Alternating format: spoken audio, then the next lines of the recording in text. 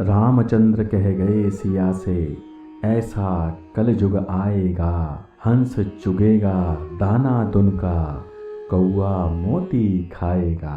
ऐसा ही कुछ भगवान श्री कृष्ण ने भी कहा था, जिसकी झलक आप मेरी पहली प्रसारित वीडियो में देख चुके हैं। पौराणिक ग्रंथों और जानकारों की माने तो युग 4 प्रकार के होते हैं: सतयुग, त्रेता युग, द्वापर युग और कलयुग अर्थात कलिकाल। कहते हैं कलिकाल, कलयुग में पाप अपने चरम पर होगा, अर्थात जो नहीं होना चाहिए वही होगा। हम वर्तमान युग अर्थात कलिकाल में जी रहे हैं। ग्रंथों और पुराणों में इस युग में क्या क्या होगा इसकी स्पष्ट रूप से चर्चा है, अर्थात जब भी विश्व में भूकंप, जल प्रलय, युद्ध, आगजनी और ईश्वरीय प्रकोप होगा तो मानव को हरि कीर्तन और प्रभु का जप ही बचाएगा। मैं स्पिरिचुअल कुमार आपका एक नए रोचक वीडियो में फिर से स्वागत करता हूं। मुझसे जुड़ने और सहयोग हेतु कृपया मेरे चैनल को सब्सक्राइब, लाइक और शेयर अवश्य करें। सबसे पहले आता है सतयुग। सतयुग प्रतीकात्मक रूप से अपने 4 स्तंभों पर टिका था। सतयुग में मनुष्य की लंबाई 32 फीट अर्थात 21 हाथ की बताई गई है। सतयुग में पाप की मात्रा 0% तो पुण्य की मात्रा को 100% बताया गया है। सुप्रसिद्ध राजा हरिश्चंद्र का संबंध सतयुग से ही है, जिन्होंने सत्य की खातिर अपने संपूर्ण परिवार और खुद का बलिदान कर दिया था। दूसरे नंबर पर आता है त्रेता युग। यह युग अपने 3 स्तंभों पर टिका था। त्रेता युग को भगवान श्री राम का युग भी कहा जाता है। त्रेता युग में मनुष्य की लंबाई 21 फीट 14 हाथ की बताई गई है। त्रेता युग के आते आते पाप की मात्रा बढ़कर 25% तो धर्म और पुण्य की मात्रा घटकर 75% रह गई थी। इस युग में भगवान श्री हरि विष्णु ने वामन और राम रूप में अवतार लिया था, जिसमें विष्णु ने वामन बन प्रहलाद के पौत्र राजा बलि का अहंकार तोड़ते हुए संपूर्ण पृथ्वी को 3 पग में ही नाप दिया था। तो वहीं राम बन विष्णु ने महाज्ञानी और सीता माता का हरण करने वाले लंकापति रावण के अहंकार और कुकृत्यों का शमन किया था।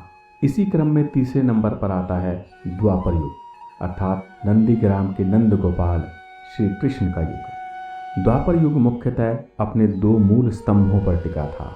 द्वापर युग में मनुष्य की लंबाई 11 फीट अर्थात लगभग 7 हाथ की बताई गई है। द्वापर युग के आते आते पाप की मात्रा बढ़कर 50% तो धर्म अथवा पुण्य की मात्रा घटकर 50% ही रह गई थी। यानी कि अब धर्मी और अधर्मियों का अनुपात समान था, यानी कि मामला 50-50 वाला था। इसी युग में ही कुरुक्षेत्र का भयानक महाभारत युद्ध हुआ था, जिसमें भगवान विष्णु ने कृष्ण अवतार ले धर्म के पक्ष में रह पापियों का नाश और कौरवों का अंत किया था और धर्म की स्थापना कर वह बैकुंठ में चले गए थे।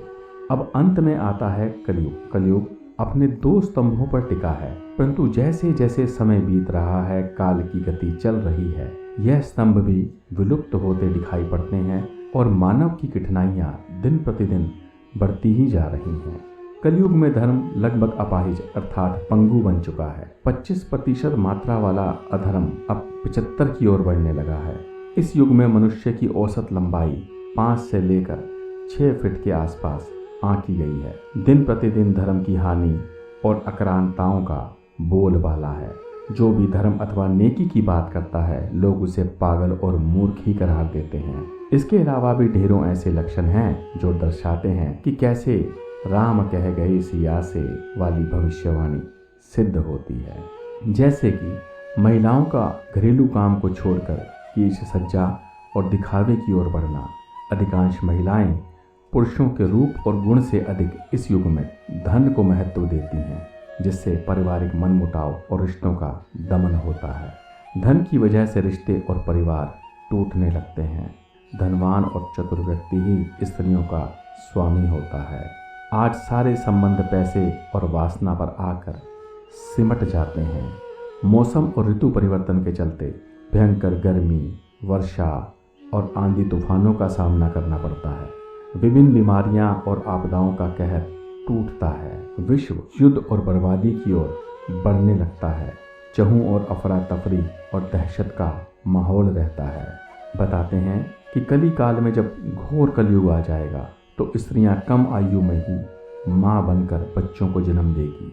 व्यक्ति की कदकाठी और बल दोनों बोने हो जाएंगे। व्यक्ति पैशाचिक और अमानवीय कार्य करेगा।